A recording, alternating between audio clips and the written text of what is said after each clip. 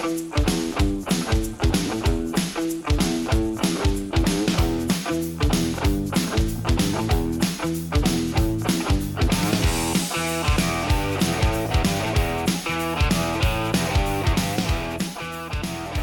next up, we've got Steve Farag from Campus Sportswear.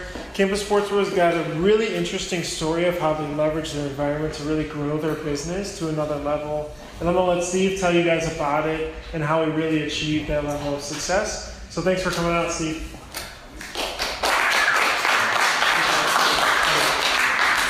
Hello? Cool. So how many of you guys started in your garage, one press kind of shop? Okay. I'm a millennial, so I acquired a screen printing company.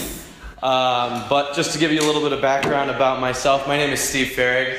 I'm a recent grad of the University of Illinois, where Bruce actually went to school. He's just a couple of years older than me. And when I was in college, I came up with a really cool one design, and it went viral. So I kind of got a little bit lucky. But today what I'm going to talk about is how I leverage relationships to really grow my business, and how we continue to do that on a daily basis.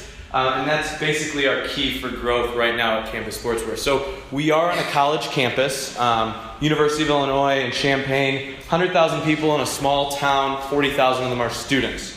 So pretty much the whole kind of campus town thrives around the university, if that makes sense. So, I was a sophomore in college. I came up with one cool design. I put it out online. Next thing you know, I sold my first year $10,000 worth of them for a drinking event at the University of Illinois. I came with this bundle of money to this local screen printing shop in town and said, hey, I need to order like 2,000 shirts. Can you guys do that for me? And they're like, who is this kid and what are you doing?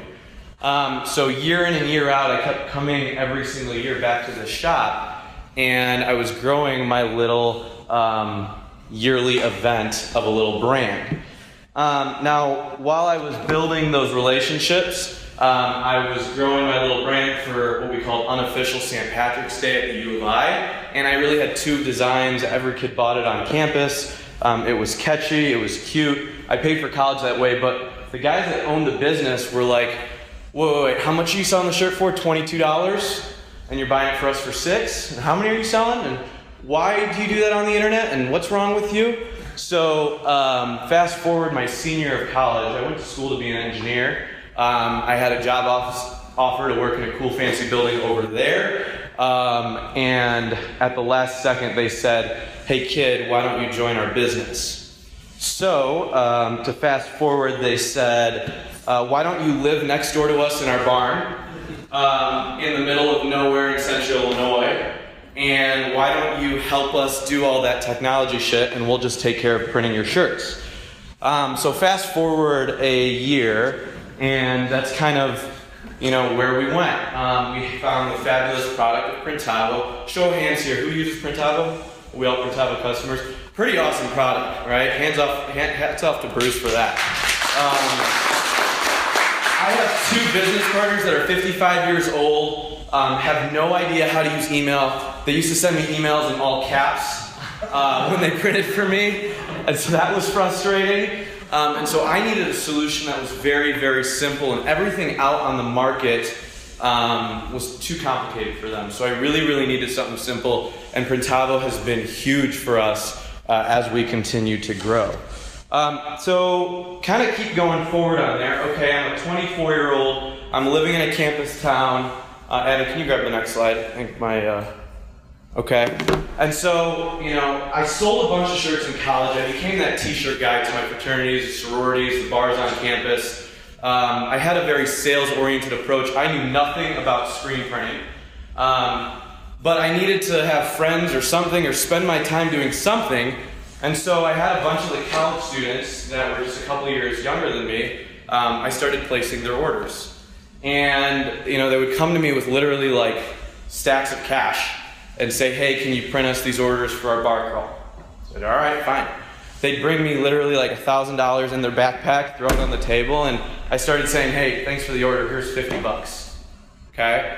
And as I started doing it to one of the kids, I was like, hey, what are you doing this afternoon? Let's go grab dinner. And he comes to me and he goes, Steven, this stuff's really cool. I have a friend that wants to do this too. Can he sell shirts? All right. cool. So fast forward, I don't know, 5 or 6 months, now I have these 3 boys. They're literally slinging t-shirts, and I felt like the TShirt Mafia, using like college students to get money out and in. And I realized that we had something very special. I was spending a lot of time with the students, just like teaching them outside of the classroom. I was taking them out to dinner, we were jumping out of planes together. You can go to the next slide. But we developed this monster at the University of Illinois, and 3 years later I have 14 kids there. And they sold just over $400,000 last semester. Here's the coolest part. They all design their own shirts, so I don't really have to pay for an artist. I'm able to incentivize them with money, kind of like commission, but I'm able to give them a really, really special experience. Now, most of the time, they're just getting the orders from their own clubs, right? So a lot of them aren't doing crazy amounts of outgoing cold calling sales. I teach my students, be the cool guy at the bar, be the fun person on your campus, in your classroom, wear your t-shirt on your back so that people know if I need a shirt, I'm just going to go to you. And more often than not, a lot of their sales are just from the organizations that they're involved in, right? So now just this summer, we've started to go through another stage of growth where we're going on other college campuses. So now I have 5 kids at Vanderbilt, I have 3 kids at Indiana, 2 kids at SIU, and we're kind of a company. Crazy. Now, while this is all going on, we're still an established screen printing company in Central Illinois. But what I found is that we had something very, very, very special with what I call my students, but also my customers. You go to the next slide. Cool. And so what I found out that I was doing without even knowing it was challenging my students to just find me some more students that wanted to sell shirts, make a little bit of money, but bring me more orders, right? And so I think about, or I challenge you guys, when it was your first order, or your first customer, how much passion did you put into that first order? Can everyone remember what their first customer was or what their first order was and how important that was to them, right? It's kind of like going on your first date. You're going to do everything perfect, right? And then 2 years down the road, you're like, all right, honey, where are we going for dinner tonight? It's kind of the same thing with our customers, right? And so I've come to this realization that it's a lot, you can go to the next slide, it's a lot easier to leverage the current customers we have than to try and find new ones, right? And so Peter Thiel writes this book, it's called 0 to 1, and basically what he says is, doing what we already know how to do takes the world from 1 to n. Adding more of something, which is adding more of something familiar. But every time we create something new, we go from 0 to 1. So when I look in this industry and I ask who started from the garage, right? You guys have done the hard part already. You've already established the base. Now we have to go back to the easy part and take our business from 1 to n. And what I see, and I've only been 3 years in the industry, but I've gone to a lot of the shows with Bruce and been on the forums and the Facebook groups, is we are constantly trying to find and reinvent new ways to grow our business. And people will say, Steven, you're from the YouTube channel or from the demo you did. Can you talk to me about like SEO and marketing and finding new leads and doing all these new different things? I'm like, yeah, there's so many different ways you can do it, and there's great solutions out there like AdRoll, and there's solutions that are able to retarget that Bruce talked about. But have we ever looked in the mirror and thought, hold on, what do we do with our own customers? Do we treat each customer every single time we interact with them like it's that first date? Do we ask our customers to get us new jobs, right? And so, can you go next slide? Next slide again, sorry. And so I've come to the realization in our business, our principle this year is leveraging the current customers because they're going to bring us the customers we want, right? Justin was talking about something earlier. You get that 12-piece order that is the pickiest customer that wants it their way, and they found you on Google and they paid, they clicked on your Google AdWord, right? And they're the worst ones to work with, right? But if you find your favorite customers and you start really investing time in them and really leveraging them, and rewarding them, whether it's financially, right, or whether it's just by good customer service, or by taking them out to dinner, or by doing those little things, you're going to see the fruits of those come out exponentially. And that's just what I did with my students, and it's kind of going nuts. We've started to do the same exact thing with Booster Club parents. Booster Clubs, back to school, that stuff's coming pretty soon, right? So I have part-time parents who are on the PTO or the Booster Clubs, and I'm starting to use them and leverage them and give them an experience that they can remember, right? And when I give them that experience, next thing you know, I'm getting a text from like the soccer mom at 9 o'clock, which isn't as weird as it sounds, saying, hey Steven, I've got this parent from the other school that really wants to meet you. We had a great talk at lunch. Can I give her the number? I'm like, absolutely, no problem. Right? Doing those little tiny things for those customers and actually asking them, hey, I'm growing my business. Do you have anyone that would be interested? Because when we first started our screen printing company, we were network guys, right? When you had your first press, you were like, hey, tell your friends, your cousins, your uncles, tell all these different people I can screen print. But now when you're doing $2 million of business, are you doing the same exact thing? And are you doing them with the customers that really matter? Can you go to the next slide? So I found that there are very simple ways to leverage your customers, and these are just the basic elementary things that you can do. So if you don't already use emails, get them and collect them because they are gold to you. Bruce talked about it earlier, but make sure you use an email campaign tool. All right? I use MailChimp. It's like $50 a month or something like that, and it's paid itself off immensely. Now, Bruce talked about it earlier. You don't spam them, but you keep your customers informed, right? So every email, every Saturday or Sunday, I get an email from Ryan about Weekend Warriors, right? Even though I don't buy every single week, I know in the back of my head, ooh, the Weekend Warrior thing, when I need to go and buy some screen printing supplies, I might use that, right? Or when Printavo will send me an email every couple of weeks saying, hey, how's everything going, just checking in. If you need anything, reach out to us. Now, we all know that Sean's sending, 1,000, 2,000 personal emails. Probably not. But I know that their success squad is there for me. Right? So number one tool is to have a revolving door year-round with your customers and do that through an email campaign. You can do different things where you highlight your favorite prints every month, or you highlight a different order every month. Or if a customer has an event going on that's local, being able to push that out on their email, right? If you can help promote a customer and be solution-oriented with them, they're going to return the favor with you and get you a ton of orders. Another simple thing you can do is use social media to boost your customers' orders when their events are taking place.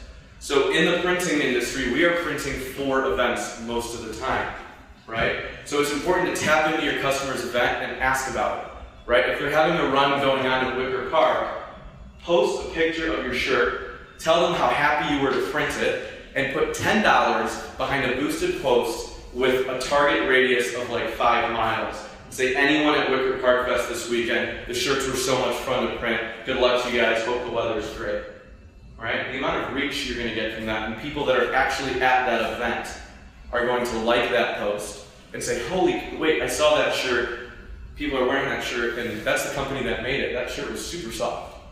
Right? We do that. We print a lot of yoga festivals in Chicago. I don't know how I got into it, but the yogis, they love their super soft shirts. Right? And so every yoga event, I always do a very targeted post, and it gets me a couple more yoga festivals that are going around. So if anyone's into acro yoga, that's our new thing right now. You can do that with Instagram, with Facebook. I don't consider it like a science. I just try and see how it goes. Right? If you're really, really tech savvy, you can take the emails of your customers, you can load them into Facebook and ad roll, and you can retarget them so they're like seeing it all the time. We don't even do that all the time. I just kind of do it passively. Written notes. If you're not, writing personal notes to your customers, send out 5 a week. If you take 30 minutes and send 5 personal notes out a week, whether they're email, text, or handwritten, think about the impact that person's going to get at their desk when they say, "Holy cow, this person thanked me for ordering shirts from them." Because later down the road, when you ask that customer for a referral, they're going to be able to bring it to you. Okay? And then lastly is phone calls and visits. If you can visit a customer, if you can go to their event, if you can spend time with them, becoming their friend, right? They're now in debt to you a little bit, and they're going to help you grow your business. In our business, I saw an article coming out saying, we are not custom ink, and we're not going to battle custom ink, right? They're just a completely different monster, and that's not who we're going to be as local screen printers, right? So what we're going to be really good at is building relationships on the ground. And that's what I tell my students. We're not some crazy web tech company that's going to grow massively. No, we're going to do this through the relationship sales, right? And so my students really learn that relationships are everything. People don't buy what you do, they buy why you do it. Go to the next slide. And how you really turn up the heat on leverage is turning your customers into salespeople. Has anyone had experience with this before? That's okay. Well, can you give us a little insight there? I'll second. Okay. I actually went to a conference recently at our keynote where the marketing director for Chick-fil-A was speaking. And one thing he was speaking on was creating raving fans. So you go after people that are going to like what you do and provide them with a little bit extra, and it creates raving fans. So if you've ever been to Chick-fil-A at lunchtime, there's a whole bunch of moms and their kids there because they're being provided something more than they can get at Burger King or whatever. Mm-hmm. And it's not something that's gonna break the bank. It's not like some sort of I think it's very challenging. I ask screen printers, do you guys have dedicated salespeople? And quite frankly, I couldn't afford a dedicated salesperson. When I bought into Campus Sportswear, we were doing $750,000. We've since then tripled the company, and I can hire some full-time salespeople. But it's expensive. Are you going to pay someone $30, $40 grand a year plus commission? That's an expense on a small business. So the next best thing I could do was create really powerful customers, which then I could incentivize financially, right? So I couldn't necessarily incentivize them per hour or a salary base, but for that, parent or that student or that kid out of college, right? To be able to go sell apparel for me passively and get some residual income from that was really great. Now, since it's a relationship-based sale, this is where I say price didn't matter as much, because if you trust the person, 50 cents is not going to be a big deal. So on the average shirt that I was selling for $7, I was now selling for $7.50, and the kid was making 50 cents. If he sold 300 shirts, he made 150 bucks like that, and I have no problem giving him that money. Because what college kid doesn't want to make 150 bucks really quickly? The same way if a parent were able to sell 3 or 4 orders and knock down $400 or $500, it's kind of that just principle of it didn't, doesn't hurt me, and it's some extra money.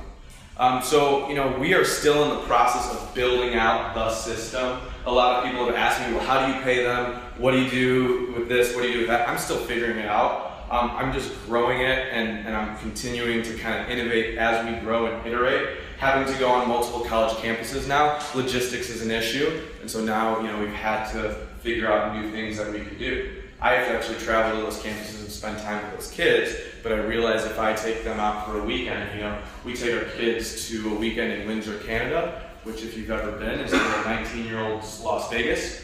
But I put in $2 grand for a weekend, and they're raving about it for another semester. Their friends on campus say, wow, we have the best jobs in the world because, we don't have to work for $8.25 at the library for 2-hour shifts 5 times a week, So that's pretty much the premise of what I wanted to talk about today. I wanted to open up the floor for any questions. What specifically are you requiring your salespeople to bring you? Right, so I require my salespeople to at least bring me their organization's orders. That's priority number 1, is can you get me your organization's orders? A sorority, if you guys, does anyone care for Greeks? Okay, it's a monster in its own because you're working on someone else's credit card. We do a lot of online store and e-commerce stuff, so the margins are great, but you're working with 19-year-olds and college campuses, which has its own fun. So I require them to get their own group's orders. Does that include the artwork and the quantity? So I don't put any requirement on artwork at first, but if they're there for more than 2 or 3 months, I actually put them through a training to learn artwork. Now they all think they're graphic designers, and I've had a lot of students. I'm actually going to graduate my first set of students next year. And a lot of them actually changed to graphic design majors because of this, which has helped me out immensely. But I don't ask that they're awesome artists, but the average college kid wants a PBR logo that says their group's name on it, you know? So that's where I'm teaching my kids to at least help me with print-friendly artwork, understand they can work in 3 or 4 colors, understand the basics of Adobe Illustrator. Now we have staff that can really help them out when they want to get intricate, but for the most part, you know, if they're there longer than 6 months, and I've, you know, in now it'll be my 4th year doing it, I have 1 kid that has quit, and so we've got some really good employee retention, but they usually like doing their own artwork. Any other questions? Do you require them to come to you for pricing, or? So that is a monster that I'm dealing with right now, is how do you teach a bunch of 19-year-olds to price every product on snsactivewear.com. So I have different price calculators. I'm working on a CRM right now. They have basic price calculators for their basics, you know, their top 50 products, how much they're gonna make per order, and I incentivize them where, you know, if they sell more than their quoted amount, I'll actually give them some of the difference too. They have different tiers that they can sell in, so if it's their own club and they want to give them a deal versus a club that might, you know, they want to charge a little bit more too, they can make more there. I haven't gotten it totally down with science. The kids that have been there for a year or 2 can price on their own. Under that, they have to put in a request for pricing, and I'll get them one back pretty quickly. So, believe it or not, every single one of the students uses Printavo. So they have very limited access, but they're able to place their orders and actually see their order running. Kind of like you know, if you order Domino's now, you can see the pizza with its toppings. The kids will be like, oh, my products came in. Oh, okay, artwork's been delivered. Oh, there's something wrong. Fonts were not converted to outlines. I better fix that. So that's kind of how we do it. Any other questions? Cool. Do you ever use anything besides money to motivate them? I mean, I know you said you take them on trips. Yeah, as far as like the PTO moms and stuff, do you for them, I usually make sure them and their kids get free stuff. Okay. And they're usually really happy about that. Yeah, if a customer keeps bringing you orders, make sure they get their stuff for free. You know, it's like you can spend a bunch of money putting ads, or you can just give away free shirts. People love it. So, yeah, that's kind of what we do. Any other questions? Cool. Thank you, guys.